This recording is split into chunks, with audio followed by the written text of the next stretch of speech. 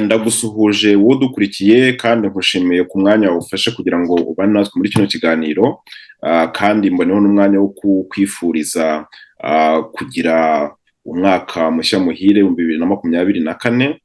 Nk'uko rero mubimenyereye kuno rubuga rwa Jimmy Impano, bagezaho cyangwa se tubagezaho mfatanyije n'abatumirwa birumvikana amakuru ku bintu bitandukanye abantu benshi bashobora kuba bashaka cyangwa se byabagirira akamaro.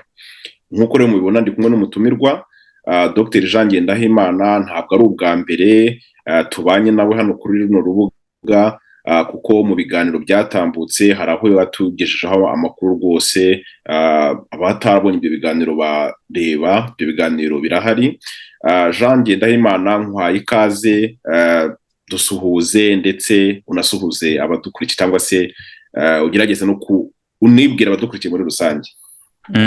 Abantu wenda navuga batari bakuzi, bakubonye bwa mbere kuno rubuga, kuko urumva urubuga rugenda rukura, hakaba abantu bagenda baza nyuma y'abandi.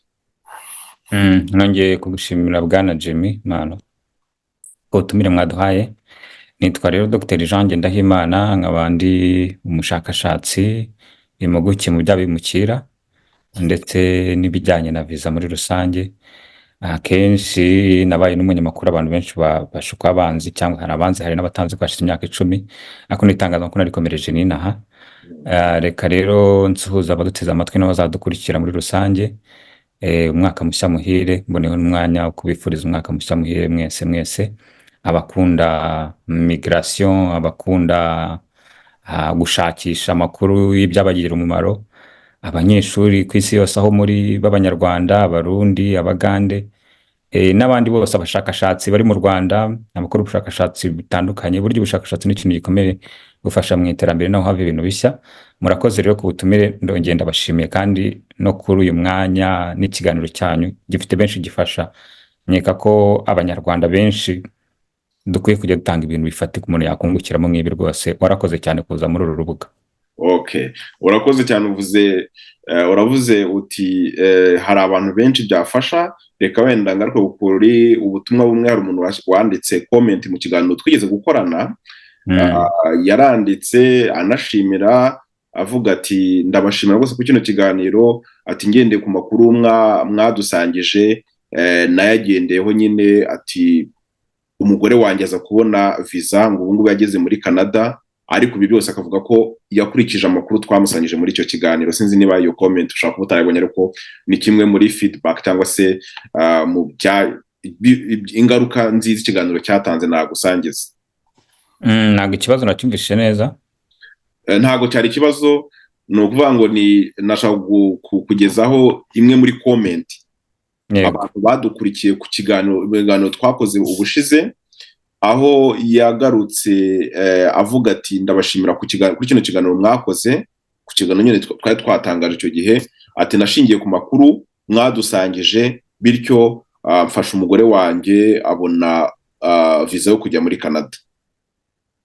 Imana ishimwe cyane rwose. Reka tumusuhuze uwo muntu, kandi mu by'ukuri impamvu dutanga ibiganiro nk'ibi ntugire ngo hari ikindi, ni ukugira ngo dutange amakuru afatika.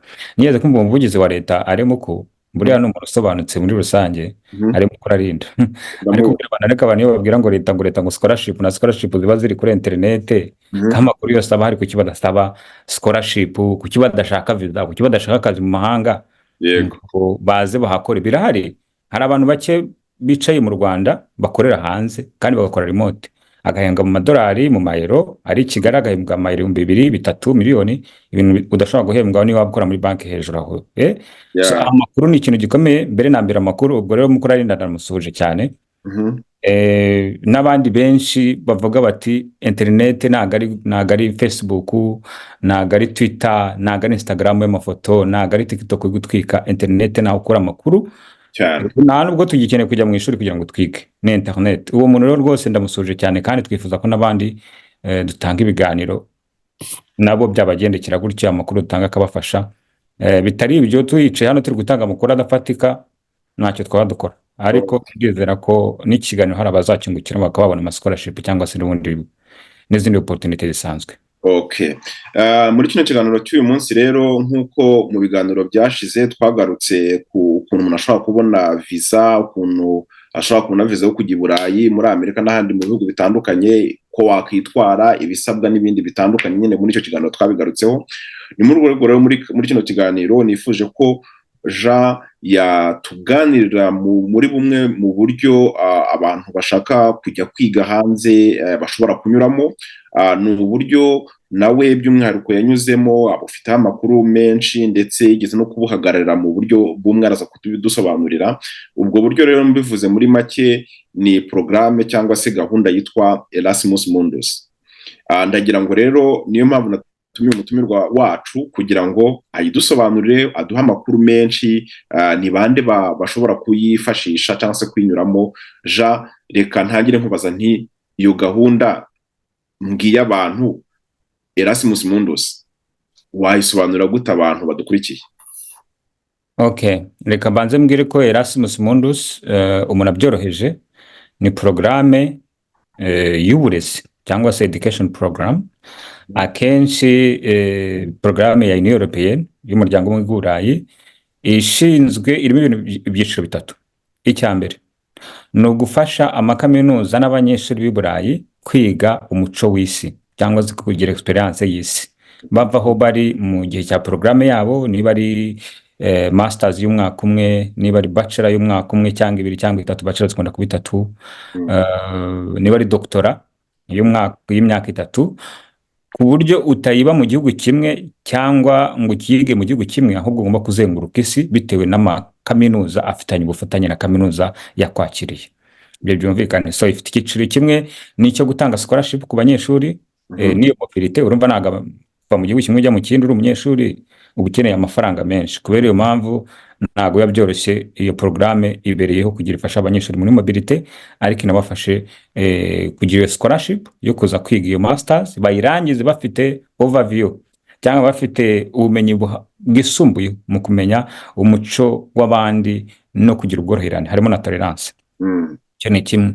Ifite ikindi cyiciro kitari icy'abanyeshuri, cy'abantu b'abashakashatsi, research, cyo guteza imbere ubushakashatsi. Ni ukuvuga ngo ukaba uri hano kaminuza, ndavuga muri doctora cyangwa n'ahandi n'abandi bashakashatsi, urabizi ko hari ibyitwa visiting scholars cyangwa se visiting researchers. Ukaba uri mu Rwanda, uri muri kaminuza y'u Rwanda cyangwa uri Burundi muri kaminuza ya Bujumbura, ukaba wavuga uti wasaba scholarship ya Erasmus porogaramu kuri kaminuza y'inaha, ukaza ukuje kuhakora ubushakashatsi. Nabyo kubaskora no ku bantu b'abashakashatsi ibyo nabyo birakora.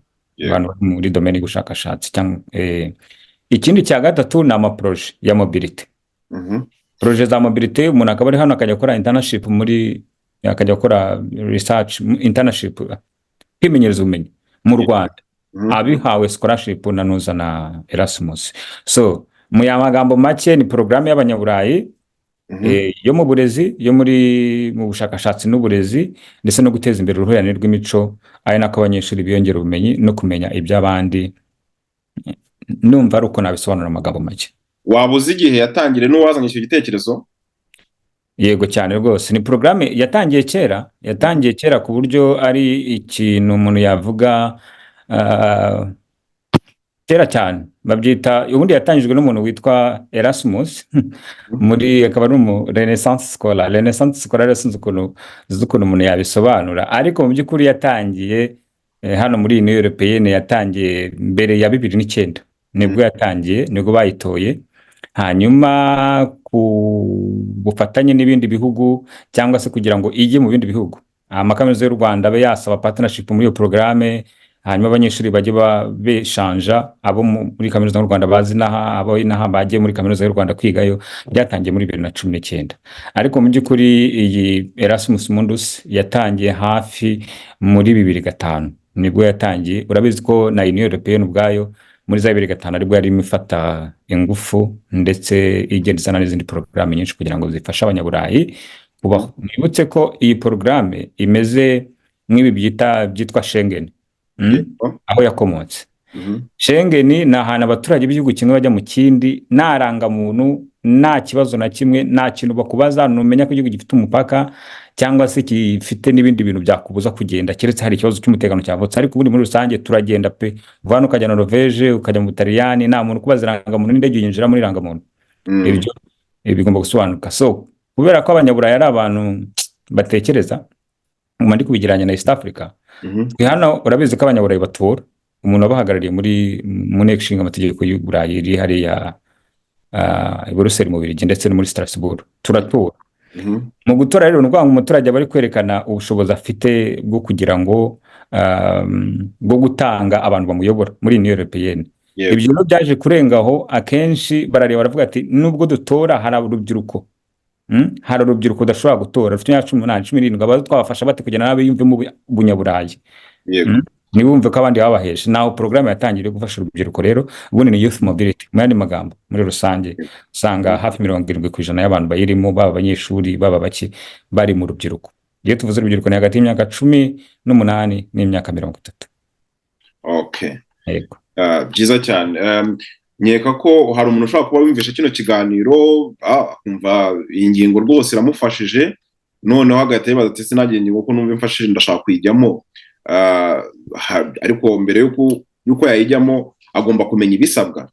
Ni ibiki bisabwa kugira ngo noneho umuntu udukurikiye yumve ko iyo porogaramu cyangwa se iyo Erasmus Mundus yayisangamo nawe akayisaba cyangwa akayijyamo? Okay. Ibisabwa rero kugira ujye muri iyi porogaramu akenshi ni nk'ibisabwa iyo ugiye kwiga masters cyangwa bachelor.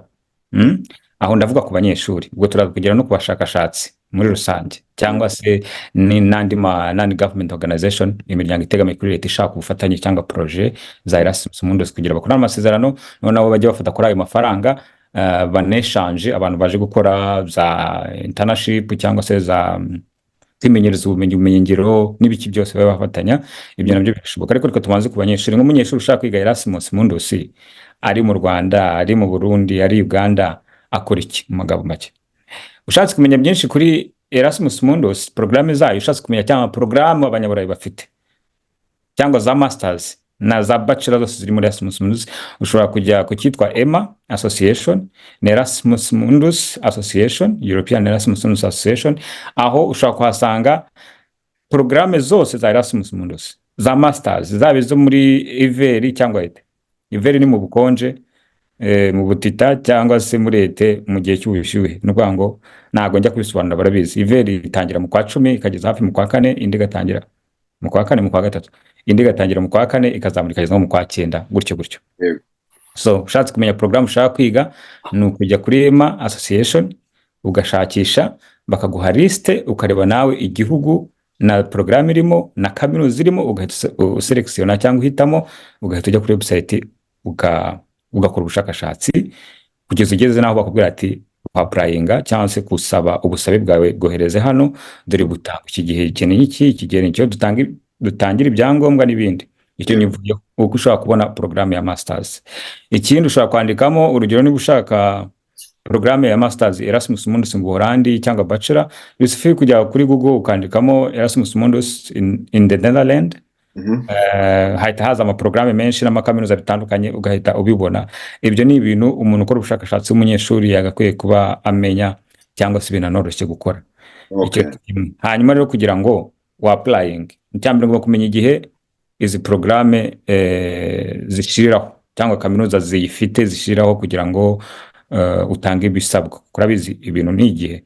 Yego. Bashyiraho igihe akavuga ati muzatanga ibyangombwa guhera ku itariki 15 z'ukwezi kwa 9 kugeza kuri 15 z'ukwezi kwa 12, amezi 2. Ugomba kumenya rero icyo gihe ukakinota ahantu. Niba ugiye gukora porogaramu ukayishakisha ugasanga application mu kwa 12 kandi mu kwa 4, ugomba kubyandika muri agenda, washobora gashiramo na reveil muri telefone yawe cyangwa se no muri calendrier kugira bizakwibutse, kuko abantu benshi turashakisha kutamenya kunota ahantu ngo hashire deadline, ngo ushireho na reminder akantu kazakwibutsa ngo igihe cyageze applyinga.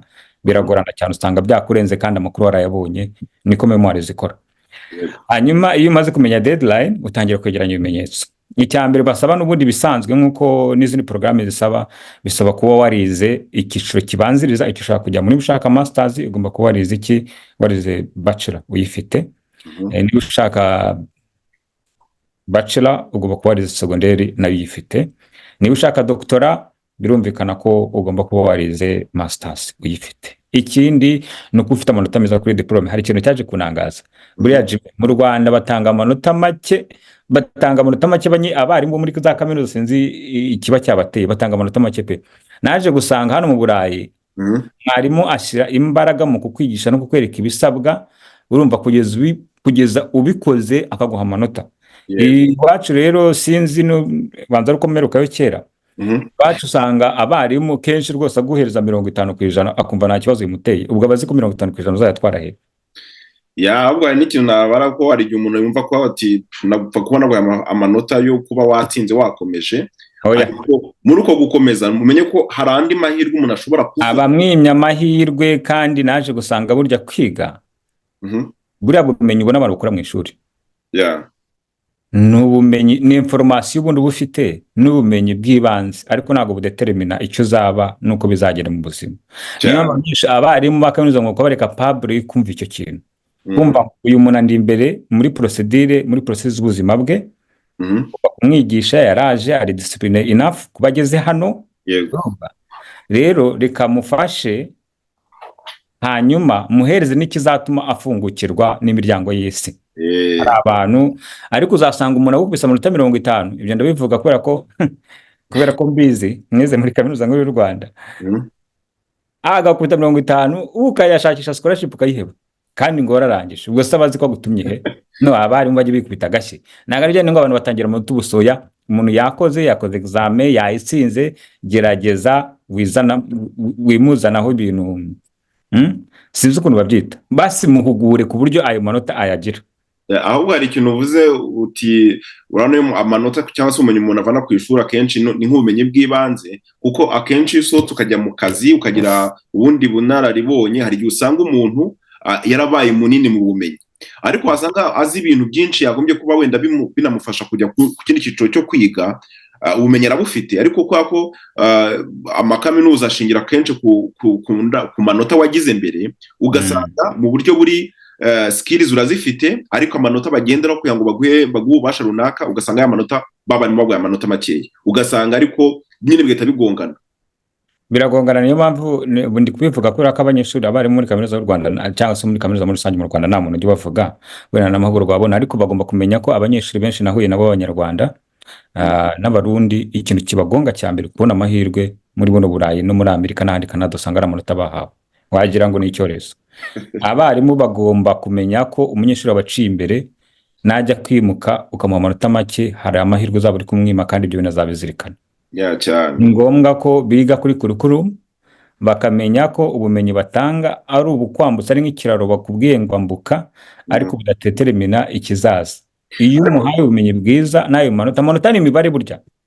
Akenshi nkeka ko wenda hari igihe usanga niba ari systeme abarimu bakoreramo cyangwa se ari abarimu, imyumvire y'abarimu n'abanyeshuri, nuko akenshi baba bari mu gutanga ubumenyi cyangwa se bigisha abantu batekereza ko uwo muntu azaba ari mu gace runaka, mbese mu rwego national atazarenga imipaka, ariko tukeje mu buryo bwagutse ko uwo muntu ntagafungiye mu Rwanda, ntagafungiye mu Burundi, ntagafungiye aho hose, yuko umugize nk'umukandida wa porogaramu zitandukanye ku isi, ari iziriho ndetse n'izizaza. Ahubwo nabwira abarimu bigisha mu makaminuza nko muri kariya karere iwacu, bajye bitondera abantu babona amanota atari meza atari n'amabi. Abo bantu baba barenze. Naje gusanga naje gusanga agiye muri experience yanjye, maze imyaka hafi igera mu 8 Burayi. Experience yanjye naha mu Burayi, abanyeshuri twiganye, umunyeshuri w'umuhanga mu ishuri usanga ubuzima bwo hanze bumunanira. Aba ari umuforo wa mwiza wa mwarimu ashaka kumukurikirana, ariko uzasanga umunyeshuri ufite ibindi atekereza mu buzima, focus isa n'iyanze neza, ashobora gufokasinga ku mashuri ariko akavuga ati n'ubuzima busanzwe ngomba kujyamo gutya. Uzasanga abantu bari baba strategie cyane, bakora ibintu byinshi muri rusange. So abarimu uvuze ikintu cyiza, mu makaminuza n'ahandi bagomba kumenya ko umunyeshuri kubaca imbere ntibagomba gutekereza nk'umuntu lokali, wewe ngazajya gucuruza hano, ngazajya gusaba akazi muri RDB, ngazajya gusaba akazi hano muri bank, uzavuga uti uyu muntu ashaka kuzarangiriza muri Oni, none kugira azagere muri Oni aya manota muhaye 50 nubwo arayo kumwimura bwose, azamugeza kuki? Isi yabaye umudugudu uyu munsi wa none, nk'uko bivuze ko umuntu ashaka kuba ari mu Rwanda ariko ari mu gukorana na company cyangwa se mu gukora mu Burayi. bivuze ngo ntabwo umuntu akitekerezwa mu kintu kimeze nk'igikono arimo, ahubwo agombye kumutekereza mu buryo bw'isi yose, kubera nuza n'iyo gahunda yanuza ya globalization yo kuvuga ngo isi yamaze kuba umudugudu kandi ibintu biroroshye, ni uguhindura ntabwo ari uguhindura curriculum, ushaka kuyikomeza igakomeza ari curriculum imwe, ahubwo grille amanota scale y'amanota mutanga, mushaka kuvuga ati umuntu wese urumva wabonye pass aho kuyagira 50 reka tuyagira 70. Birashoboka cyane, birashoboka uko 50 erega ibintu byose ni system. Umuntu wazanye education uzagire ngo hari ikintu yazanye. Hari umukire witwa Soros ari nawe wazanye ibintu bya education, nawe wasetinze. Ubundi yavuze ko education nta munsi n'umwe igeze ikorerwa gutekereza, yakoze guproduce abakozi. Yego, yakorewe guproduce abakozi ba system. Rimwe na rimwe hari usanga na education ari business mu zindi, uko hari amakaminuza privé abantu bashinga bashaka kwikirirwa, ugasanga umuntu yashinze kaminuza na doctor agira na professor ariko ari kuzitanga arazitanga pe, kandi akaziguha ukazitwara n'ahandi. So abantu mu gutekereza mu buryo bwagutse bagatekereza ko education nziza irafasha, ifite system ikoreramo igufungura imiryango ku isi, ariko ayo manota nayo bagomba kuyareba. Niba umuntu kumuha pasi kuri 50 uramuha pasi 50 ngo bigende gute? Muhe 70 yajye kwishakishiriza 80, why not? So ako nakandi gaciyemo. Ibyo rero ubwo impamvu twari tubijeho ni amanota kuri transcript cyangwa se kuri diplome. Ugomba kuba ufite amanota meza, nibura simvuga ngo meza cyane, ashaka kuba ari 67, 70, gusa ufite hejuru ya 70 bari akarusho cyane. Icya kabiri nabonye bibandaho cyane no kufite ka experience k'ibintu wakoze. Ibintu wakoze, hari ibintu njya mvuga, ubwenge niba utanagafite gahimbe. Ibyo bintu rwose abantu sindi kubwira abantu bagiye bacura ibintu oya, ariko niba udafite experience, shaka umuntu ugenda umukorere ukwezi kumwe, umubwire uti ndashaka experience y'umwaka, urayimfasha. Ni ibintu biba biri legal, arabikora. Aho kwa applyinga nta kintu ufite, iyo aranje nibyo bita arrangement no kwidebriye, umugani wa Mobutu, debriye vous.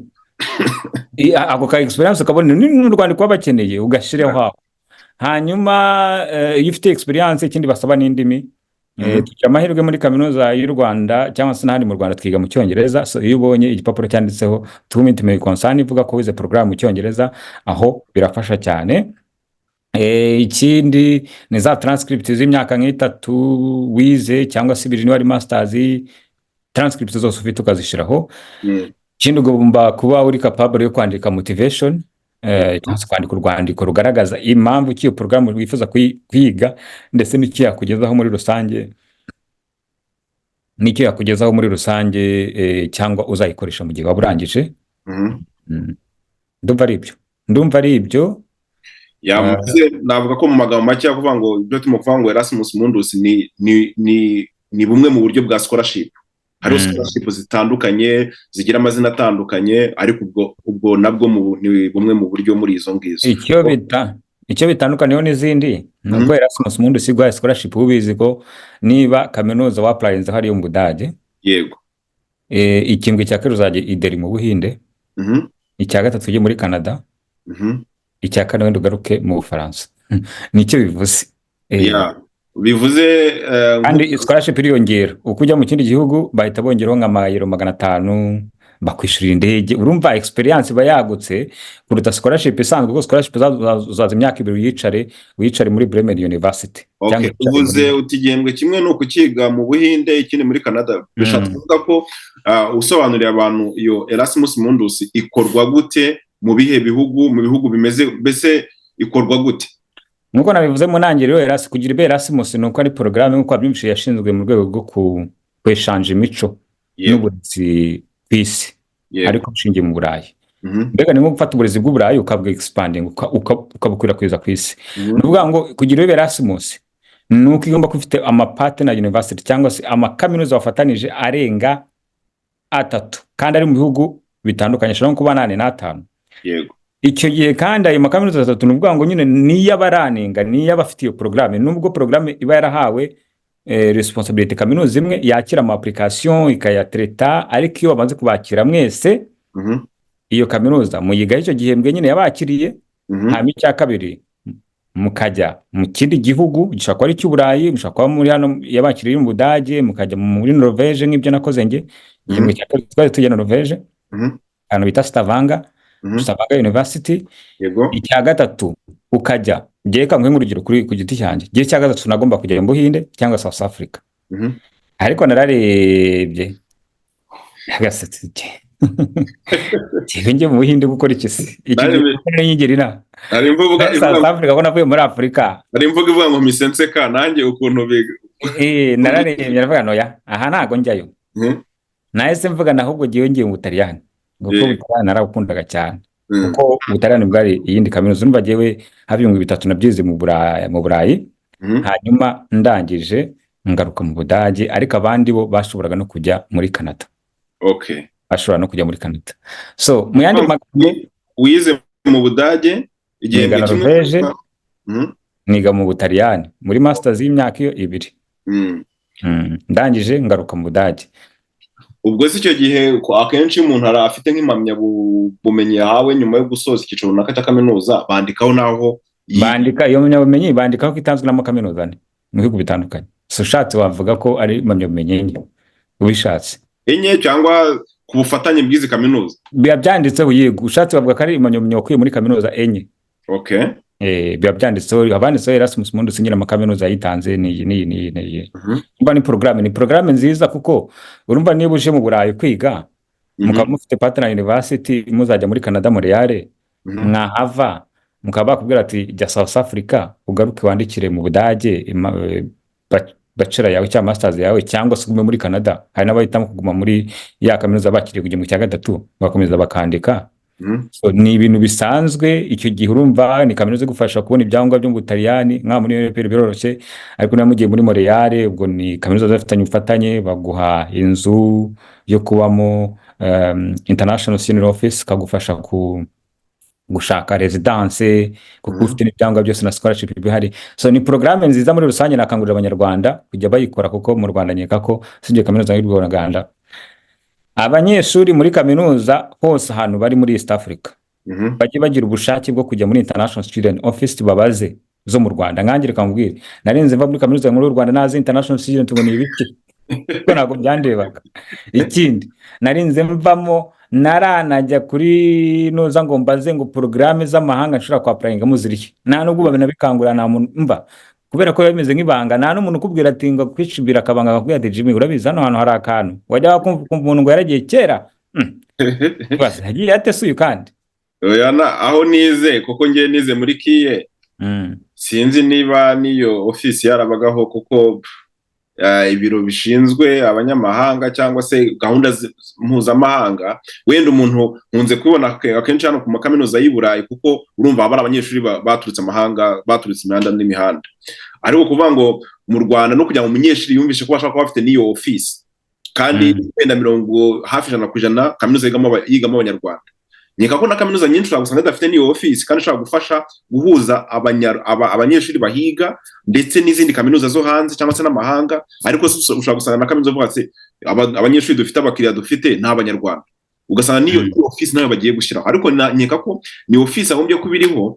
Ahubwo ukiri no kuri icyo kintu, ngewe hari gahunda nyizi nigeze kuri kaminuza nari ndiho mu Budage, nigeze gukora n'abanyeshuri 3 baturutse Bugande biga muri kaminuza ya Makerere, abandi bigaga muri kaminuza yo muri South Africa, muri Afrika y'Epfo, hari n'abandi bigaga muri Namibia, baturukaga muri Namibia. Naraganiriye nabo, bambwira ko amakaminuza bigaho ufatanye na kaminuza yo mu Budage, ni kaminuza yitwa yo mu mujyi wa Gießen. Bivuze ngo amakaminuza ashaka ubufatanye kandi makaminuza, bityo bigaha umwanya mwiza b'abanyeshuri bo muri amakaminuza kuba bagira gute baza kugira izo gahunda banyuramo. Wenda ntago nzi mu Rwanda, ariko cyagombye kuba ari ikintu cyiza kaminuza aho ziri mu Rwanda, zaba izigenga n'iza leta, zigashyiraho ubwo iyo platform kugira ngo ifashe abanyeshuri kuba baza bagahanahana, bakagenda bakamenya n'ubumenyi bwo hanze. Ubundi ibyo bintu babishinzwe umuntu witwa ngo ni academic lector affairs cyangwa academic affairs lector. Umuntu ushinzwe academic bazakaguhe rwose, ahubwo nusubira i Kigali bazakaguhe ahubwo se biriya bintu biba ngo abakoreye ni muza shaping ama partnership ibintu ni nk'ibyo. PR wa kaminuza PR nta kintu yabikoraho ibyo, nkeka ko PR ashinzwe gutanga amatangazo kaminuza ngo yasohoye ngo yagize hari gutya. umucuti wawe nzi mwiganye wigeze kuba ngira ngo yigeze guhagarara PR muri kaminuza y'u Rwanda. Mico Mico ndumva umusoze cyane. iyo poste yigeze kwegera. Okay. Mico Jean Baptiste, Mico myiza Jean Baptiste. Yego. Okay, so ndumva byinshi bya Erasmus Mundus naho bitandukaniye ofete, usibye iyo avantage, iyo opportunity yo kuvuga ngo urajya mu bihugu bitandukanye n'amakontinent atandukanye iyo wayiherewe scholarship. Ikindi kubera ko itazwi, hari ama avantage menshi y'ibihugu bikiri mu nzira y'amajyambere kubonamo scholarship, kuko urabona abanyaburayi ni abantu batembera ibintu byinshi, bityo baba bashaka ahantu, baba bashaka kwerekana ko nyine bari inclusive, bafite partnership n'ibindi bihugu biri aho. So hari igihe usanga nko mu gihugu runaka programme nta muntu ugeze wapurayinga, nk'urugero nko muri Emile iyo nize European Master in Migration and Intercultural Relations nize, ntari umunyarwanda wa mbere wigezemo, nkeka ko ndi n'uwa nyuma, nta n'uri muntu urayapurayinga kandi murambabwira.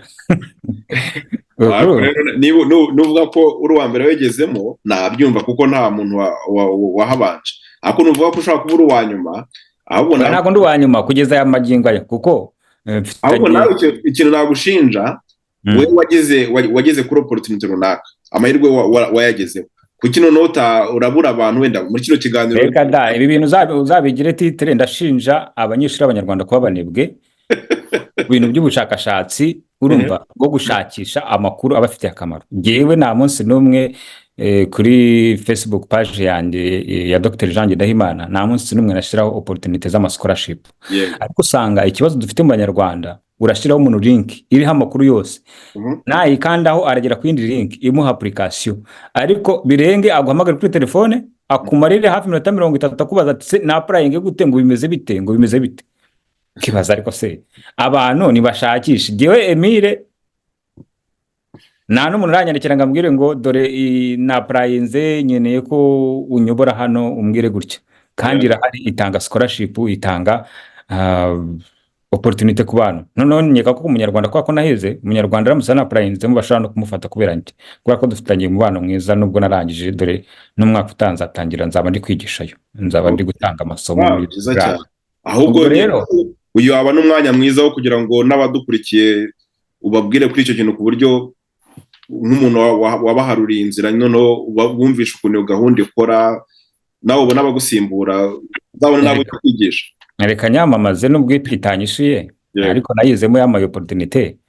Emile ubundi bayita European Master in Migration and Intercultural Relations in Erasmus Mundus, nyine ko abyumvise. Ifite mobility nka bya navugaga, ifite partnership muri Afrika, muri Aziya no mu Burayi.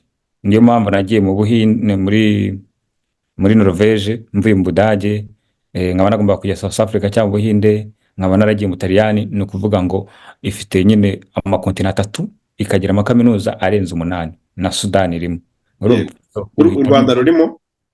U Rwanda ntago rurimo mu ma university wajyamo, ariko bafitanye partnership. Ngo nakubwiye hari partnership ya y'abaskola, abashakashatsi. So hari ishami rya kaminuza y'u Rwanda rya social science bafitanye umubano, uburyo bamwe mu baryigishamo bashobora kuba baza mu Budage no muri ayo makaminuza kwigisha, nabo bakajyayo, bafitanye n'ibindi bakorana. Nigeze ninjiramo ko ni ibintu byagutse. Yego. Ariko binavuze ngo umuntu ari muri kaminuza y'u Rwanda cyarahize akapplyinga hano kubera iyo partnership inside bafitanye, biba byoroshye. Umuntu wese wiga mu Rwanda, yiga muri kaminuza y'u Rwanda, biba byoroshye bahita mubona babatereka tumufate kubera ko dusangiye partnership. So Emile reka bari programme, urabona ibintu by'impunzi n'abimukira na migration ni ibintu bishya nko mu karere wacu. Ndagira mwibutse ko muri kaminuza zose aho ziba zikagera na programme nimwe yigisha amategeko y'ubuhunzi, migration, ibintu bya migration, abinjira abasohoka, na programme haba, na programme hari ikora ku bintu bijyanye n'ubushakashatsi bwabyo nayo. So ni programme akenshi ziba zikiri. Uvuze gutyo ngo iyo programme nayo hari y'ibintu bijyanye na migration, abakora muri migration y'u Rwanda cyangwa mu bindi bintu nkabyo baba barabyizeye. Abenshi baba barize amategeko, ugomba kubimenya, baba barize amategeko, ariko bitavuze ko ari amategeko y'abimukira. Abandi baba barakoze amahugurwa, urumva niba igihugu kiba ari igihugu, buriya abantu bajya batinya igihugu ni nk'Imana, kiba gifite ibintu byinshi, urumva bashobora kutayiga bagahamagara abantu impuguke zikaza zikabahugura bakaba bajya mu kazi. Burya umuntu wizera kamubwira niyo waba warize mate niyo waba warize mate bitewe n'umuntu wagushyizemo ubushobozi n'icyizere, ashobora kuzana umuntu akaguhugura ukwezi abiri mu kintu runaka ukaba wagikora, sibyo? Ariko nituvuga ngo muri global nk'abantu bashinzwe protection, urabona mu Rwanda dufite impunzi, Abarundi, abandi dufite n'Abasomali, urabona u Rwanda rusigaye ari igihugu rwose gipfungutse n'ibintu nshimye, Abanyekongo, Abanyamurenge mu nkambi, uzasanga protection officers benshi ntabwo ari Abanyarwanda, ni abanyamahanga. Kubera ko izo porogaramu nazo tugira nyine, kandi urabizi ko n'ubu turi kugerageza, igihugu kiri kugerageza kuzana abimukira mu Bwongereza, ngira ngo ibintu warabyumvishije, partnership zasinywe ejo bundi zikiri kudiringwaho.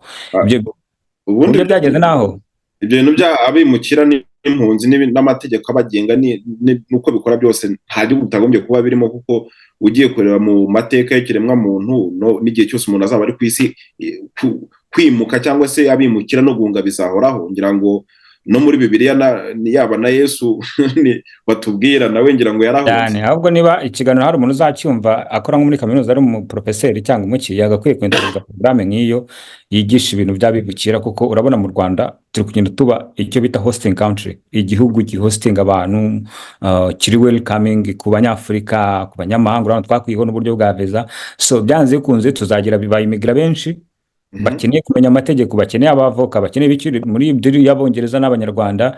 Haje muri ikintu kivuga kiti Ubwongereza buravuga bati ariko nta n'abavoka mufite benshi bize asylum law cyangwa se migration law, ni gute abantu tuzohereza bazagira gutya? Iyi yabaye sinzi niba, ntabwo nzi mu Rwanda ukuntu niba nabyita curriculum cyangwa se integanyanyigisho muri kaminuza ukuntu iteye, niba ari gahunda ari kaminuza ishyiraho, cyangwa se natanga nk'urugero nko mu Budage cyangwa se mu bihugu by'Uburayi, hari usanga umwarimu cyangwa se umuntu runaka yiga projet nk'ubu uvuze ngo amasomo ajyanye n'abimukira n'uburenganzira bwabo, wowe ukakorera inyigo, wangiza ugapresenta kaminuza bakaguha umwanya wo kwigisha iryo somo.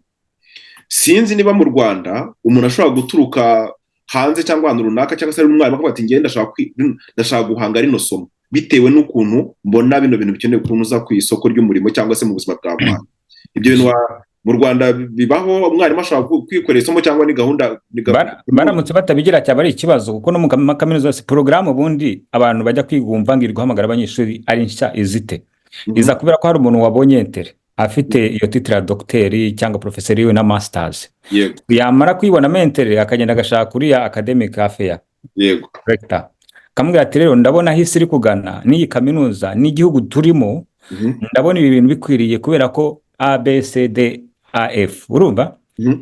Noneho akamubwira ati rero ikeneye ibi, bakareba kuri beach, bakareba icyo, akavuga ati se ni ibihe bihugu cyangwa nizihe porogaramu twasinya amasezerano zizaza no kuduhugura n'abanyeshuri ba mbere, scholarship zizava he, kuraninga amafaranga azaraninga iyi porogaramu azava he, bakaba applying muri Union Européenne cyangwa applying muri European Union mu Rwanda, ikabira bemereye. So nuko porogaramu zitangira, nk'umuntu uri kunyumva ako kanya iki ni ikintu gikenewe na guverinoma y'u Rwanda, nyika ko yagiteza, yagishiramo amafaranga rwose, ndabizi neza, kubera ko urabona ukuntu bigenda bimera. Ni igihugu, turi igihugu cyifuza gufungura imipaka ku banyamahanga, turi igihugu cyakira impunzi nyinshi zivuye hanze, turi igihugu gikeneye amategeko y'ubuhunzi, turi igihugu gikeneye kongera abakozi ba migration, kuko mubona abantu benshi baza gusaba ibyangombwa nationalite, urumva ibyo kwiga ikintu ko abantu biyongera. So programme ya migration mu Rwanda ubundi yari kwiriye rwose.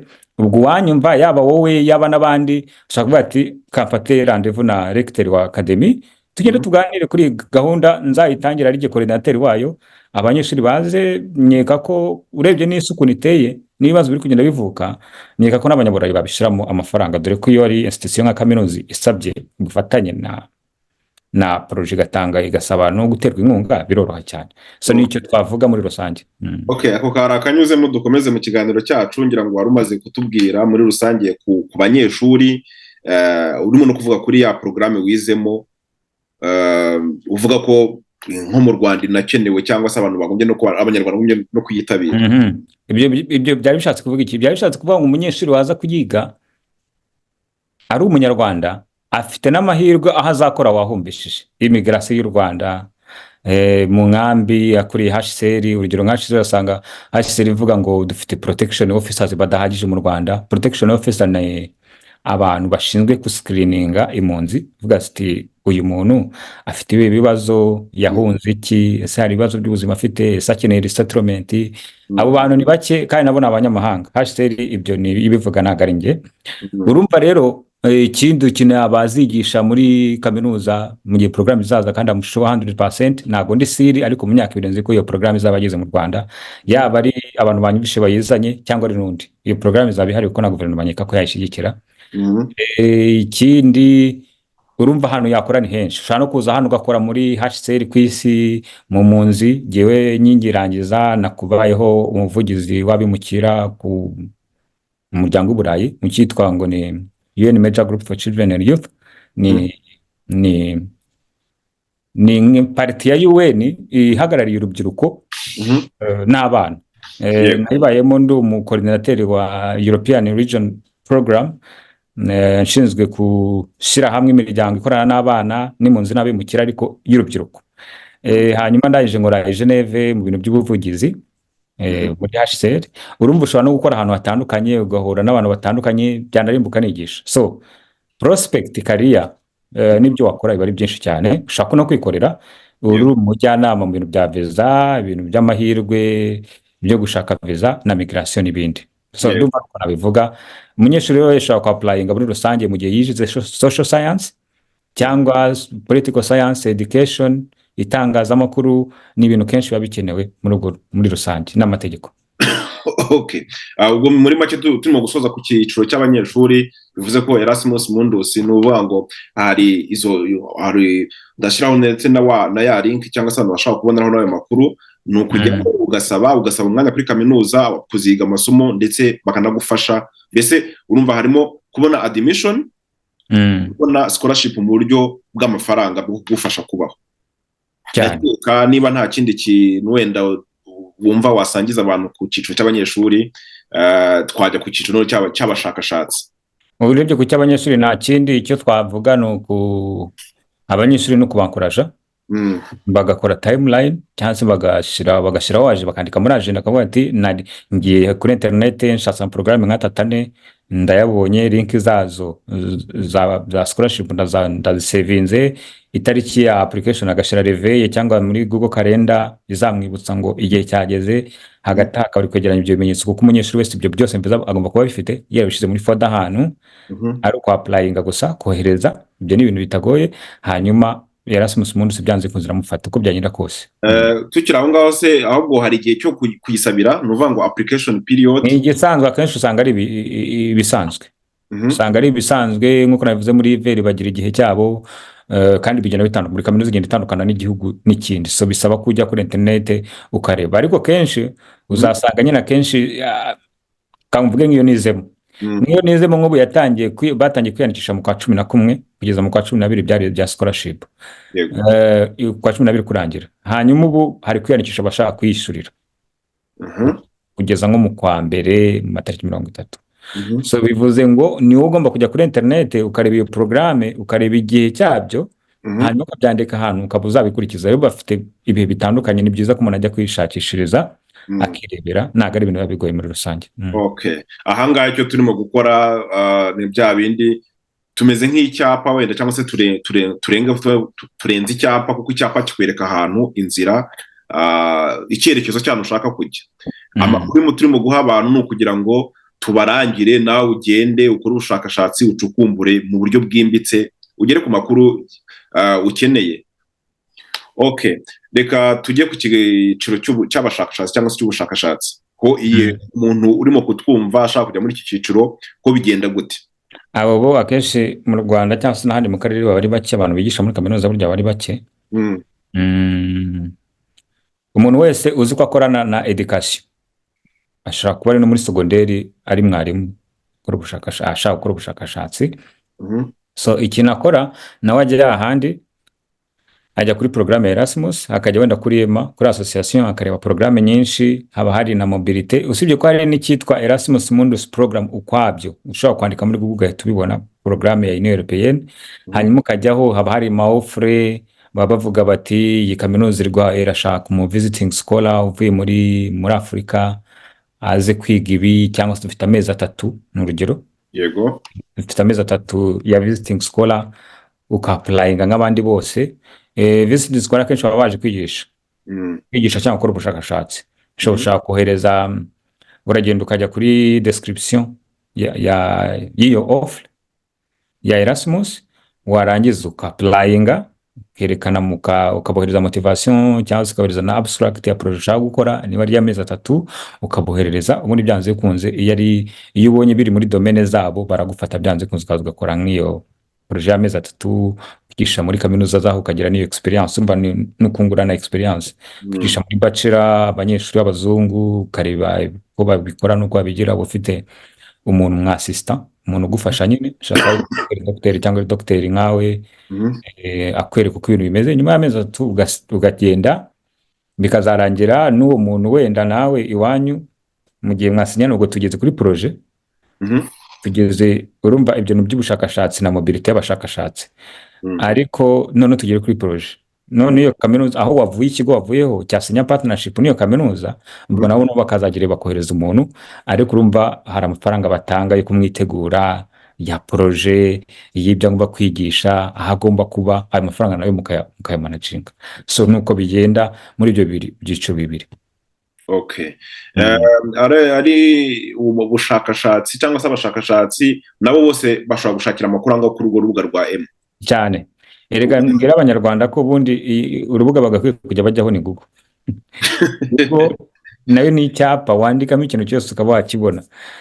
Naje gusanga burya iyo umuntu yatangiye gushaka ibintu bimufasha, akenshi atakaza umwanya muke ku mbuga nkoranyambaga. Ushobora gusanga umuntu adafite, ari nk'ibishoboka, hari abantu benshi ushobora gusanga afite application ya TikTok cyangwa se ya Instagram muri telefone cyangwa se ku kintu yaba akoresha, ariko adafitemo application ya Google. Reka mbabwire uburyo azigenzura, ajya muri search history ye, nareba agasanga muri search history nta munsi n'umwe hajemo iyi porogaramu runaka, kandi yibwira ngo arashaka scholarship, azamenye ko nta kintu azageraho.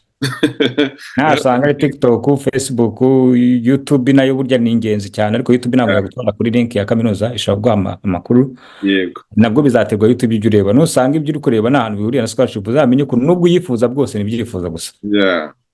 Okay, ubwo nibutse n'abantu ko tuza gushyira cyangwa se barabona link ya EMA muri description ya kino kiganiro, kugira ngo biborohere kuba bakandaho barebe ayo makuru nyine turimo kubasangiza. Okay, ikindi nabaza, wenda ngarutse nyuma gato ku banyeshuri, ushaka icyiciro cya mbere cyangwa se lisansi cyangwa se bachelor, masters na PhD, ibyo byiciro byombi umuntu aba ushaka kwisanga muri icyo cyiciro kimwe muri ibyo cyangwa se byose. Urabona handi twageze ngo mobilité y'abashakashatsi nibwo bikora muri PhD. Okay. Muri doctora, ubwo ni mu cyiciro cya kabiri y'abashakashatsi, mobilité y'abashakashatsi. Nubwo ngo ushobora kuba ukorera doctora yawe muri kaminuza y'u Rwanda, sibyo? Ariko ugasaba scholarship y'umwaka yo kuza ya Erasmus mu Budage, bakaguha scholarship uri mu Rwanda, ukaza hano mu Budage ukamara umwaka, kandi ukiri gukora ya projet yawe, uri kubyumva. Ufite na docteur professeur hano kugusupervisinga, ukora bihemberwa na Erasmus Mundus. Hanyuma ukaza ugakora umwaka, waraza ugasubirayo, cyangwa se uka-applyinga entirely, uka-applyinga program yose ya doctora. Ukaya-applyinga kuri kaminuza iterwa inkunga kuri institute muri kaminuza hano mu Budage cyangwa mu Suisse cyangwa muri Swede, uka-applyinga program ya doctora iterwa inkunga na Erasmus Mundus, ukagenda nk'umukozi, ariko urumva uzabona umukozi wa kaminuza muri program ya Erasmus, urahembwa sina scholarship. Hanyuma nyuma ya programme ugasubira iwanyu, cyangwa se bikazagira ukundi bigenda. So iyo programme akenshi usanga ari projet zateye inkunga na Erasmus Mundus, projet academique, buryo usaba mu doctora ugakora nk'umukozi, waranze ugasubira iwanyu, cyangwa se ukaza ugasaba muri iyo kaminuza, ukaprayinga doctora bisanzwe. Bivuze ko doctora kuyaprayinga ntabwo ari nk'ibi bya masters na za bachelor. Doctora ni ibindi bindi kuko ugomba kuba ufite professor gusupervisinga, iyo bitari ibyo ukaprayinga kuri offre ya doctora se uzamubona, ariko iyo bamaze kuguha ako kazi ka doctora ubushakashatsi muri doctora nibwo uhita ubona professeur ari nawe gusupervisinga iyo projet ukoreramo n'akazi. So biratandukanye, ntabwo ari ibi byo kujya kuri programme ngo wa applying bisanzwe n'ibindi bindi abantu akenshi ubwo banabyumviyemo. Okay, hari ikindi gice wagarutseho mu ntangiriro uvuga kuri iyi gahunda ya Erasmus Mundus mu bice bitatu. Wavuze cya mbere abanyeshuri ndetse n'abashakashatsi, ndetse n'ikindi gice gishobora kuba cya projet cyangwa se ni nka internship cyangwa se kuba umuntu kwihugura cyangwa se gushaka ubumenyi. Hari ibyo watubwira cyangwa byose biri mu rwego rumwe rw'abashakashatsi? Hari projet urugero z'urubyiruko kuri website ya Erasmus Mundus usangaho amaproje ashaka abaparteneri. Nka bya bintu bita gute mu Rwanda babyita abafatanyabikorwa, gushaka partnership. Ari ukuntu umuntu ashyira itangazo hanze rivuga ngo dufite amafaranga, nka leta ikunda kubishyiraho, turashaka abantu badusuplying ibi cyangwa badukorera ibi, hanyuma gutanga isoko. Hari igihe Erasmus Mundus ubwayo programme urabizi ko iterwa inkunga na Union Européenne. So Union Européenne ifite buri mwaka budget y'amafaranga kandi atari make ishiramo. So ayo mafaranga rero hari igihe bavuga bati dukeneye ama organisation interest, call for interest, hanyuma mutwoherereze urumva offre, mutwoherereze offre hanyuma du selection. Iyo ni nozimwe, ni parite imwe y'ibyo bintu. Ariko kugira ngo bagufate nyine, hari igihe bavuga ngo umuntu ugomba kohereza offre agomba kuba already afite aba partners muri Union Européenne. Wabyumvise? Niba ngo nka organisation no ya NGO uri mu Rwanda ishaka ko Erasmus yigeraho, nayo ikajya yakira abantu bavuye abanyeshuri baje gukora muri apprentissage, baje kwimenyereza ibiki n'ibiki byose, isabwa ko yandikira kaminuza hano kavuga ati twitwara ruba runaka turashaka partnership, bakaganira bisanzwe muri inyuma ya koridoro, inyuma y'amarido, mayimeri, amatelefone, meeting nk'izi za Zoom, bakasinya partnership ikabirarangiye, bagahamagara undi bamara kugira nk'abaparteneri babiri bo muri Europe cyangwa n'umwe arahagije, wenda n'undi wo muri Afurika, bagatabwa ati none uyu mwaka tugiye kwa applyinga muri Erasmus Mundus program. So mobilité igakorerwa muri abo bantu batatu. Icyo bakora mwebwe bo mu Rwanda baha budget namwe y'amafaranga yo kwakira abantu, kuyakoresha gufasha abantu bari kwiga Erasmus Mundus kuzaho, cyangwa se kohereza abana bakeshanja. Mu Rwanda birahari cyane kuko uzumva hari ibintu nigeze kumva ishuri ryitwa SOS bafite abanyeshuri bakunda kuza mu Budage muri izo program. Okay. Babanyeshuri bo muri primaire nabyo birimo. Okay. Ya byiza cyane. Ngira ngo tubwiye abadukurikiye ibijyanye n'iyo gahunda ya Erasmus Mundus. Dr. Jean Ngendahimana yatubwiye muri make iyo gahunda, yayidusobanuriye ikora gute, ni ibiki umuntu ushaka kuyijyamo asabwa, ni ryari umuntu ashobora kuba yatangira gusaba. Ndakeka muri make twaganije abantu benshi kuri iyo gahunda. Waba afite wenda ikibazo ku byavuzwe cyangwa se yumva ashaka gusobanuza, ashaka kutwandikira mu gice cyagenewe aho umuntu ashaka kwandika, yaba ari ikibazo, yaba ari inyunganizi, cyangwa se yaba ari ikindi gisobanuro cyangwa se ikintu cyose mubasha yadusangiza. Sinzi rero niba nakubaza Jean, niba hari ikindi kintu wumva wasangiza abantu kuri iyo gahunda, wenda ushaka kuba wibutse mu nyuma yo kuvuga, cyangwa se wumva wibagiwe, wumva cy'ingenzi abantu bakwiye kumenya. Ikintu nambwira abantu b'ingenzi ni baprofite occasion, bakora ubushakashatsi, bashakisha programme. Burya ababonye scholarship nta kintu bakurushaga kiretse abazihawe na Sifare, nibo nta kintu bakoze. Ariko abandi bumva bose abantu bose baza hanze baje kwiga, baje gukora ubushakashatsi, nta kintu bakurusha pe. Ikintu bagutanze ni internet kandi nawe urayifite, ushaka kugenda gukora ubushakashatsi. Ushaka no kutabona Erasmus ukabona indi programme ya scholarship. Yego. Hari abantu bashuti banjye baje mu Buholandi ejo bundi, kandi baje gukora scholarship itari iya Erasmus. So muhaguruke, abantu bave mu bunebwe rwose, bave mu bunebwe bwo kubaza ibintu badashobora kwishakira. Jyewe ndi nk'uko njya mbivuga, ndi impuguke mu bijyanye n'abimukira, ndetse nkaba ndi n'umujyanama mu bintu bijyanye na viza n'ibindi bibazo bijyanye n'ibyangombwa mu Burayi. Ariko igihari rimaze kubona ku bantu b'iwacu, si abanyarwanda gusa, witonda abantu bo mu karere, yego usanga ari abantu kuri umushyira link hano ya information zose, yanze akaguhamagara ati mbwira hari hano harimo iki. Yewe ityanjye mba numva, nubwo nizi ibintu bya customer service byo kubafata neza, kuvuga ngo umuntu wese umamagaye mwitabe neza, hari igihe mba numva rwose ambangamiye. Nibura nta nubwo aje ngakubaze ngo nabonye ibi n'ibi, information iravuga iyi n'iyi, nyene ibi n'ibi, ariko hari ikintu numvishije aho uhita tuvuga ati umuntu kameme yakoze ubushakashatsi yanasomye yumvishije. Rero abanyarwanda mbakangurira gusoma, umugani nanjye mbere nkamukora arinda umuvugizi wa guverinoma wungirije, nibakanguke bashaka amakuru afite akamaro, apana ibintu byo guta umwanya kuri internet na za YouTube bareba ibintu bidasobanutse. Noneho uvuga njyewe rero abantu benshi bakunda kureba ibiganiro nkora, ukabona umuntu aranyandikiye kuri email, ananyandikira kuri WhatsApp cyangwa se akanyandikira no muri comment, ngo ndashaka kwiga mu Budage, wamfasha iki? Ibaze ayo magambo, ni amagambo rwose atanasobanutse. Iyo nashimira uko yanditse amagambo atarimo igitekerezo kigaragara, ariko mu magambo make, ndashaka kwiga mu Budage, wamfasha iki? None ugasanga agiye kumpa umwanya cyangwa se umuzigo wo kumufasha mbere na mbere, urinde wize ibiki, urashaka kwiga ibiki, urashaka kubyiga ryari, mbese noneho ariko nagusabye ranje nkakubwire ngo ni ukuri, urumva nitwa runaka nize ibi, ariko numva nshaka kwiga, wambabarira ukampa gahunda niya y'iminota 30 tukavugana, ukambwira uko ibintu bigenda, ko nabishima. Naga bikubwiye gutya, ariko araje ngo wamfashe iki, ndashaka kwiga mu Budage, s'il vous plaît.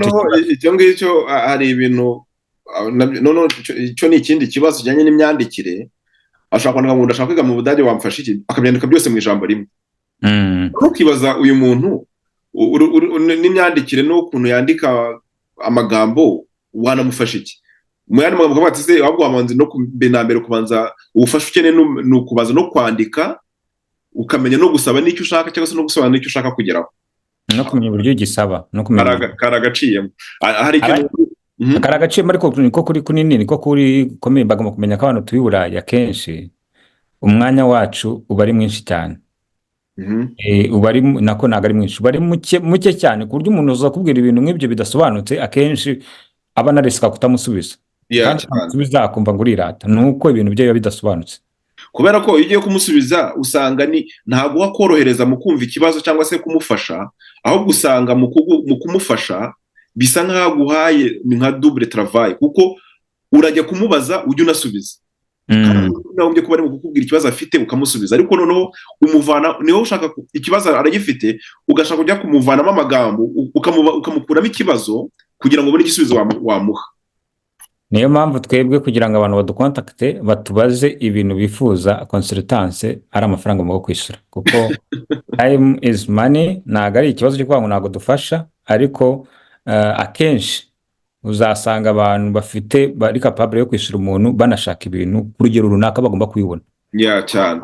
Ariko uvuze kuri icyo kintu cyo kuba muri service mutanga, wanatubwira cyangwa se sangiza abantu muri consultance ibyo ukora, cyangwa se nuko ibyo ukora nabo biha n'ibisabwa nk'umwanya. Twebwe dufasha abantu ku bintu bijyanye na visa, ubwimukira muri rusange, kuko nabyo twize tunakoramo. Ibyo rero iyo tuvuze ngo dufasha abantu kuna visa, ntabwo turi ambasade ngo dutanga visa, icyo ni kimwe. Gusa dushobora kugira inama ziguhesha visa muri ambasade, rate yo kuyikwima ikaba nkeya cyane. Yego, birumvikana ko hari n'izindi arrangement nazo za visa zisanzwe.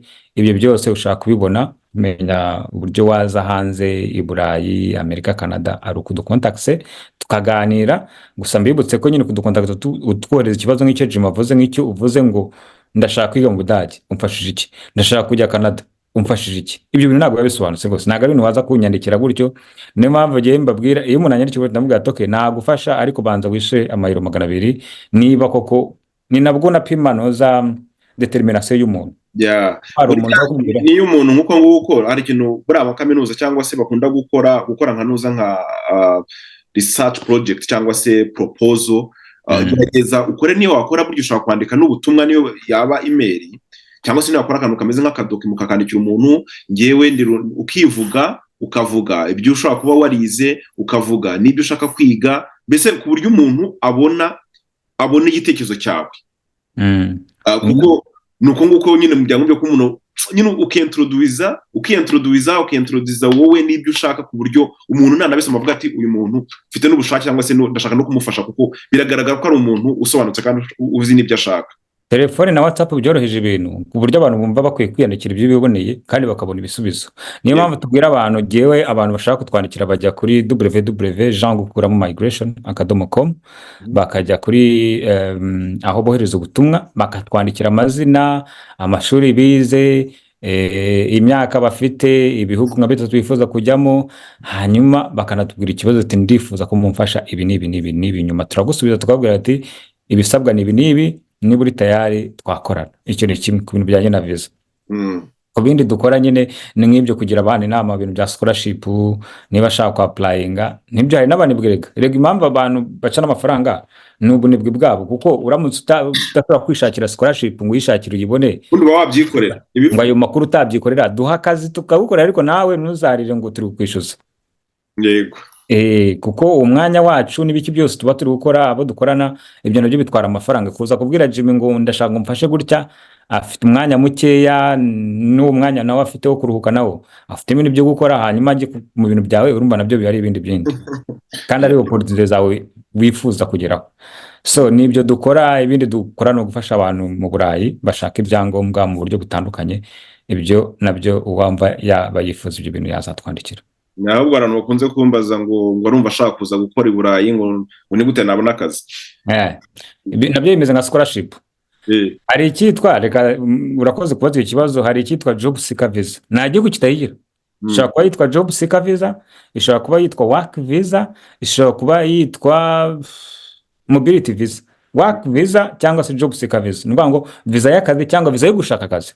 Yego. Yo gushaka akazi ya mbere ubu uri iwanyu, urumva ugomba kuba ufite amafaranga nibura y'amezi 3 uzamara uri gushaka akazi kuri konti yawe, ngo atari munsi ya miliyoni izo 3 z'amanyarwanda. Yego. Nibura minimum 3. Na kurangira igihugu nka Portugal kirahari job seeker visa, ufite miliyoni 3 kuri konti zawe, ibyo biroroshye kuzibona rwose. Ushaka kubikora ubundi ukohereza diplome yawe, ushatse ko tubigufasha job seeker bakayiguha, ukaza muri Portugal ugashaka akazi, ariko nawe nyuma y'amezi 3 ukabuza usubira iwanyu. Nicyo kibi cyayo. Baguha visa yo kuza gushaka akazi, warangiza wakabura ukaba wasubira iwanyu. Usibye ko abanyarwanda bavuga n'abanyamahanga bavuga nta muntu wageze burabisubirayo. Ahita yiranda agashaka undi. Aho ngaho ni nko ku muntu ushaka kuba yabona yashaka iyo visa yo kuza gukora, agashaka akazi ahageze. None se biroroshye kuba umuntu ntabwo ni visa yo kuza gushaka akazi. Mbane nkanjye hano ndi Burayi shaka kujya gushaka akazi mu Rwanda, abanyarwanda bakaba bafite igihugu cy'u Rwanda gifite icyitwa job seeker visa. Ni visa nyemerera kuza kuhashaka akazi, sindakabona, ariko bamaye visa yo kuza kukahashaka. Niyo mpamvu bambwira bati muri ayo mezi 3 uzaba uri mu Rwanda, nta bintu ngomba kuzana ngo twe igihugu tuzagufasha. Oya, ugomba kuba wifasha. Niyo mpamvu gutwereka amafaranga ufite kuri konti yuko ayo mezi 3 ushobora kuyabaho. Ubundi ni nka tourism visa, werekana ko amafaranga uzadepansa yose uyafite, ntuzarara muri hoteli. Job seeker visa rero nabo gusaba amafaranga, akenshi umuturage w'icyo gihugu ashobora kubaho mu kwezi mu gihe cy'amezi 3. None se umuntu ashaka kuba ari mu Rwanda, ahubwo aho kugira ngo aze muri icyo gihugu ashakamo akazi, akaba yashakira akazi mu Rwanda. Icyo nicyo ngiye kugeraho rero. Urumva job seeker visa yikwemerera kuza mu gihugu ushakamo akazi, ugatangira ugashakiraho. Sibyo?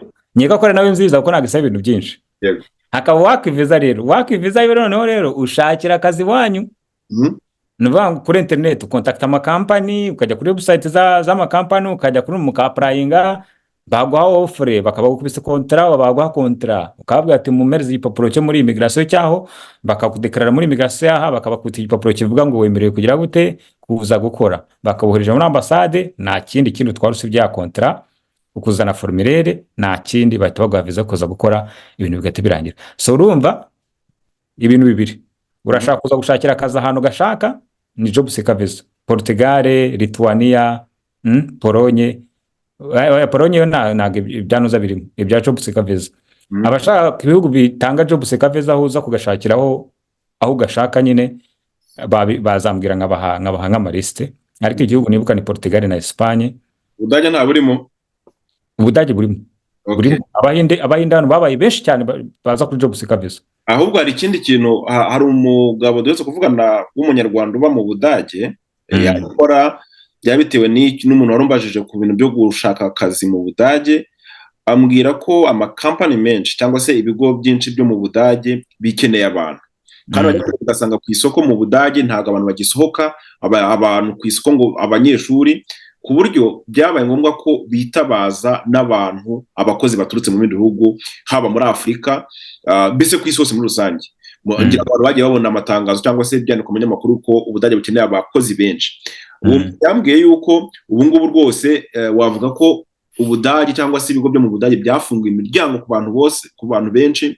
Wenda umuntu ashaka kuvuga nk'abantu b'aba engineer cyangwa se abantu bashaka kuba bakora mu bigo by'ubuzima bijyanye n'ubuzima. Abo bantu waba uri hose mu Rwanda bigapfa kuba ugaragaza ko ufite nuza qualification, kugira ubwo bwoba bwo kuba mbese bashakisha amahirwe mu byane twavuze byo kumuntu. Aho Ubudage butandukaniye n'ibindi bihugu muri ibyo bintu bya work visa cyangwa job seeker visa, nuko Abadage kenshi ibintu bya IT, bya engineer, by'ubuganga babiha priority cyane. Usanga rero baha ibyo bita blue card, urumva, yo kuza gushaka akazi hano.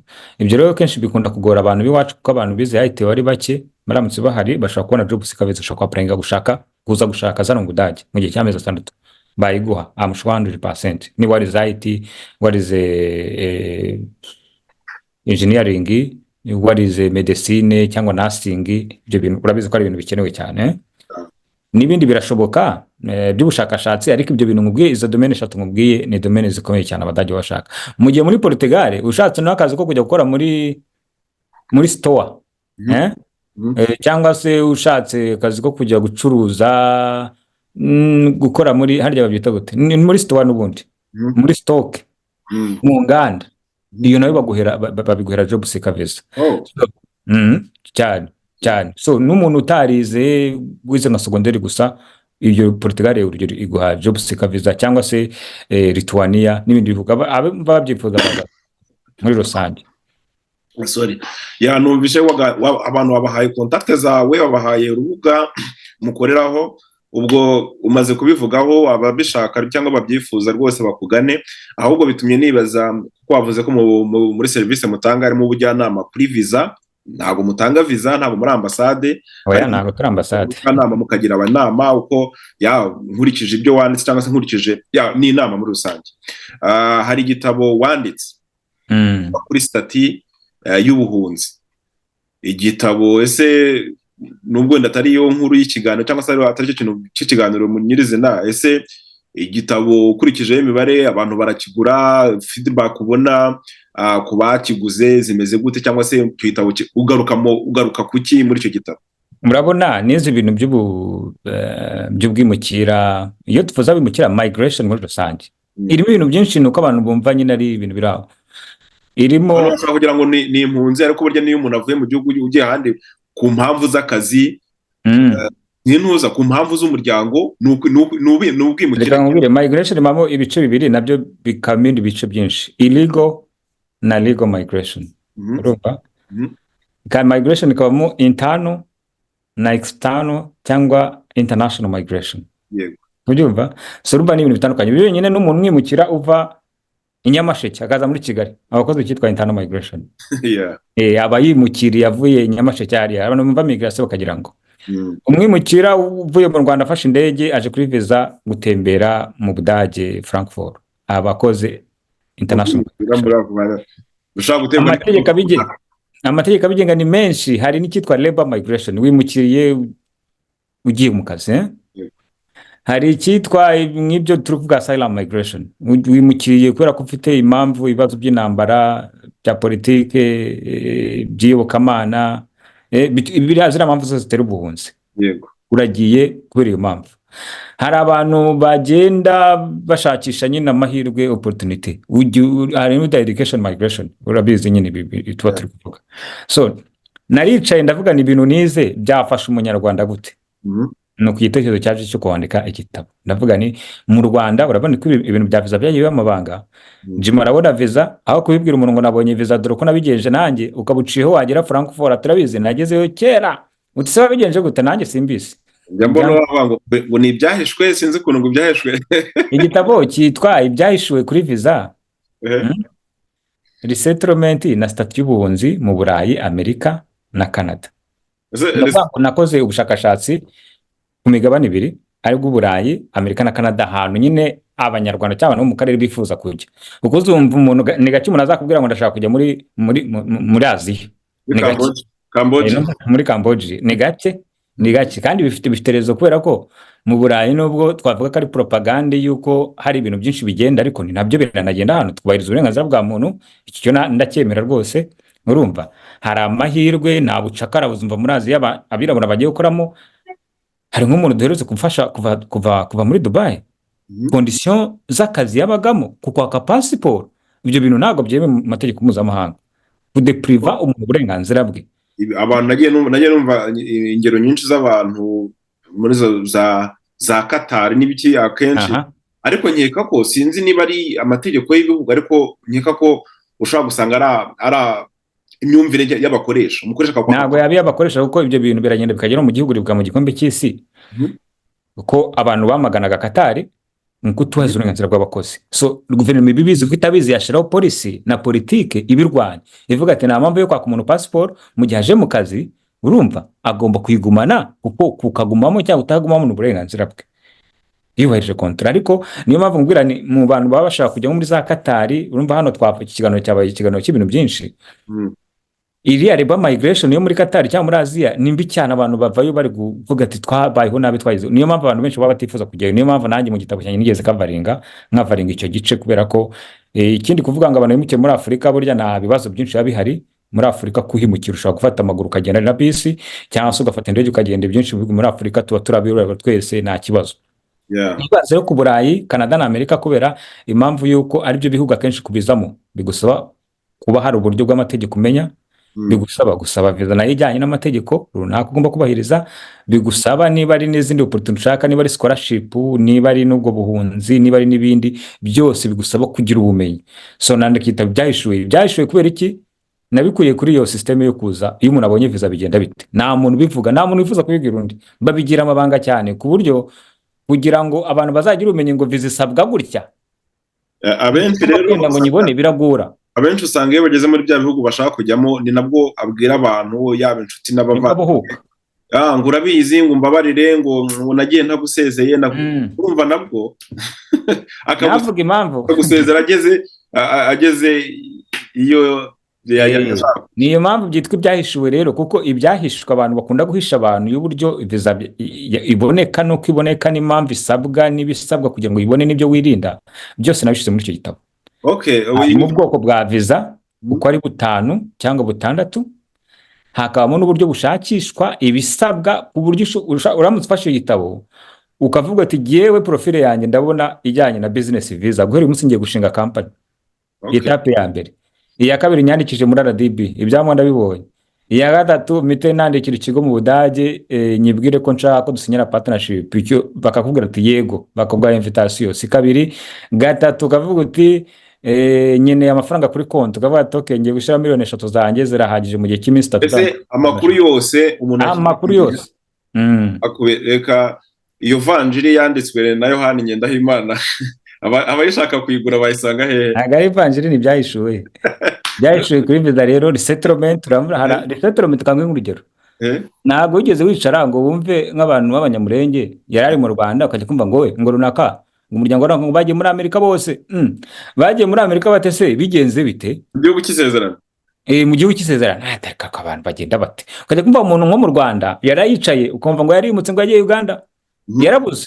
Ukajya kumva ageze muri Amerika. Byagenze bite exactement? Resettlement ni programme abanyaburayi bagira muri rusange n'abanyamerika, ibihugu byo muri Western na za Australia, yo gufasha abantu ni impunzi, abantu bahunze ibihugu byabo ariko bakaba badafite icyo bita lasting solution. yo muri icyo gihugu. Ni ukuvuga ngo urabona mu bihugu byo muri Afurika kenshi leta ntabwo ifasha impunzi, zigomba kwihingira, zigomba kwishakishiriza, uburezi buba bugenda gake, minerivare n'ibiki. So ibihugu birareba biravuga ati kugira ngo dufashe bari abantu harya byita gute, vulnerable mu kinyarwanda, abantu bari vulnerable, abantu banyakugorwa kamite yeah.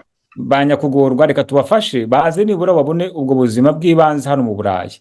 Yeah. Iki gihe baba bafite amawenije bakorana, mu gihe ugiye gukora interview y'ubuhunzi, usaba ubuhunzi stati muri icyo gihugu cyo muri Afurika, bakakureba bakurikije histoire babwiye, bakavuga ati uyu muntu afite umwana mutoya kandi uyu mwana nta buzima buri hano, afite umuntu urwaye se kandi uyu muntu akeneye ubuvuzi bwisumbuye muri iki gihugu cya Uganda cyangwa Somalia nta buhari, bagahita bakurefera bakandikira igihugu cyaha, bakavuga ati dufite umuntu hano yitwa runaka, bamara kukurefera ubwo ukazabona baragutumiye ngo vayo tubwire interview, ukavuga amateka yawe, bakagushyira mu nzego z'ubutasi z'icyo gihugu kugira ngo zirebe niba utari parti y'abateroriste, ubwo nibyo bita security screening. Bava muri security screening bagakora icyo bita orientation, bakaza bakubwira ati dore ugiye kugenda, imico yawe ni ndumva n'ibindi byinshi. urumva ni birebire, abantu bakurikiye ikiganiro bashobora kumva zabaye ingingo nyinshi. Immigration muri rusange. Igitabo cyawe ubwacyo dushatse twazakora ikiganiro kuri cyo, abantu bakakimenya bakanasobanukirwa n'ibyo bintu. Ndakeka reka tugaruka mu kiganiro tunasoze kuko tugeze ku musozo. Sinzi niba hari ikindi kintu mu byo twavuze wenda wabwira abantu. Twari twanabasezeye ariko twanabasezeye nuko haje ibintu bya migration. Icyo nababwira, migration mu buryo rusange ni akanyoni katagurutse katamenye ubweze, mu magambo make mu rurimi rw'ikinyarwanda. Niba ushaka kuguruka ngo umenye ubweze rero, gerageza nawe umere nk'umuntu ushaka kuguruka, udashaka kuguma ahantu hamwe. Ikintu cy'ingenzi mbere na mbere amakuru, shaka amakuru. Niba utayafite yasaba abantu bahari bazagufasha, kandi ibintu byinshi burya biraboneka. N'icyo gitabo wagishaka kuri Amazon, ushaka kukibona, cyangwa se ukareba n'ibiganiro bya Jimmy Mano hano kuri YouTube. Rwose nakabuza njya baye ibintu amezi ayo 3 ukora ubushakashatsi, umaze kumenya ibintu byinshi ku buryo wahita unaza nta kindi kintu. Okay. Ubwo rero muri make reka nkushimire by'umwihariko ku makuru wadusangije. Buri ikintu cya mbere ni amakuru, kandi burya niba ari ikintu gihenze muri rusange ku isi ni amakuru. Ibintu byose burya niyo ugiye kwishyura uyu muntu yishyura serivisi nuko nicyo kintu ashaka cyajya gikubiyemo amakuru. Ndagushimira rero ku mwanya wawe ndetse n'ikiganiro watugejejeho, nkeka ko cyafashije benshi, nanjye ndimo. Reka rero mbwe n'abadukurikiye ntitwagarukaga kuri gahunda yitwa Erasmus Mundus. Ni gahunda imeze itanga admission cyangwa se umwanya kuri kaminuza, bakaguha scholarship ukiga. Mu kiganiro umutumirwa yagerageje kutubwira uko ikorwa n'ibisabwa. Ubwo rero nk'uko umurongo cyangwa se wa gahunda zanjye hano ni ukubagezaho amakuru, opportunities zishobora kuba ziboneka, ibijyanye n'amashuri, ibijyanye na scholarship, akazi n'ibindi bitandukanye. Ni mu rwego uyu munsi natumiye Dr. Jean Ngendahimana kugira ngo adusangize byinshi kuri iyo gahunda. Ndagushimiye ku mwanya wawe wafashe, wowe wadukurikiye, kandi nkushishikaza no kureba ibiganiro byatambutse. Hari n'ibyo Jean n'umuntu twajyanye yatusangije, kandi nkubwire ntiukore cyangwa se kandi anditse subscribe kugira ngo tujye tubana mu biganiro, ndetse nakubwira nti witegura ibiganiro bindi bizakurikira, ko ibiganiro bizahoraho kandi bizaza umunsi ku wundi kuzagenda ncuruzwamo n'abatumire. Okay, Jean nawe rero ndagushimiye.